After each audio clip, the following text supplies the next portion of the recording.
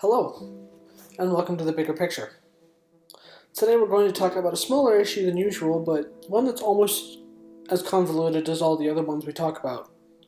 It's also one of the more controversial topics we'll talk about.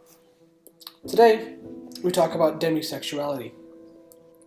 The way I look at it, human sexuality works on kind of a hierarchy or tiering system. I don't know if this is the right word, but it's what I'm going to use. On the top level is whether you experience sexual attraction or not. So, a yes or no, with a gray area in between.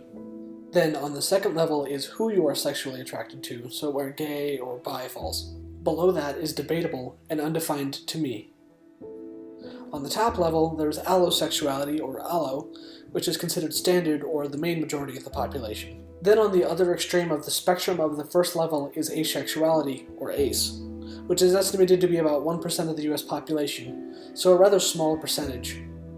Between those two extremes in the gray area is where demisexuality falls, also sometimes referred to as gray asexuality because of this. Demisexuality is a sexual orientation in which someone feels sexual attraction only to people with whom they have an emotional bond. Most demisexuals feel sexual attraction rarely compared to the general population, and some have little to no interest in sexual activity.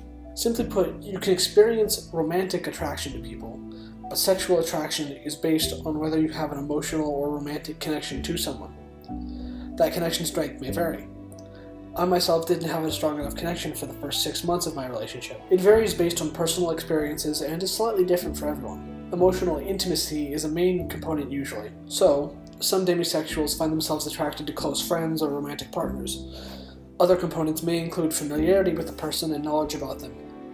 For example, learning about aspects of their personality or their hobbies. However, forming an emotional bond doesn't guarantee that sexual attraction will happen. It's a prerequisite for it to occur at all.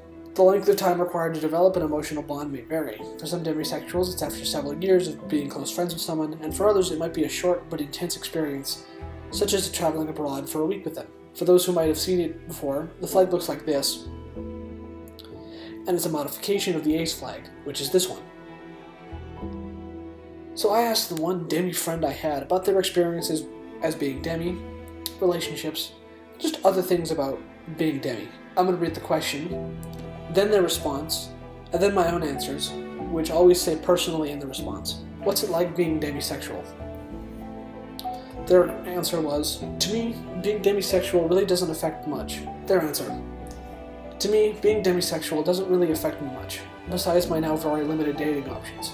I can live life as normal without having to deal with the normal drama that comes with normal crushes. Now, personally, for me, it's an experience. Especially for me, as far as I've seen.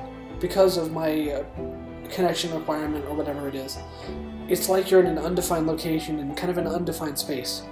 You have no sense of where you are and no landmarks to go off of, so it's basically an interesting experience as you find the boundaries and learn about yourself and what your triggers and what your switches and connection limits are. Do you have any experiences with discrimination against the LGBTQ+ community or a fear of discrimination? Their answer, I don't really have a fear of being discriminated against, as most people don't even know what being demisexual means, and are just confused when I bring it up.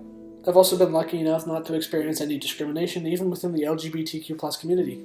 I've personally feared discrimination and erasure, and I've experienced some invalidation and some minimalization, both of which are microaggressions, and hard to notice because of that. But that doesn't diminish their power or their ability to cause damage. If you've had that switch between the ace side, what did it feel like? Their answer, I haven't had a switch from the ace side, but instead from the aromantic side, which is no romantic attraction. For a while, I wasn't attracted to anyone, even within my friend group. Until I did, it was kind of like a switch. Like I suddenly realized, oh, maybe I'm not aromantic. Huh, when did that happen? And now for me personally, it was like a light switch. I was hanging out with them, and then just like that, the switch flipped, and there was a different kind of emotional connection / attraction. Just there. Does it feel weird fitting in with allosexual friends? Their response, it is very weird fitting in with allosexual people. They seem to start liking people they barely know and maybe have interacted with twice. It's so odd to me.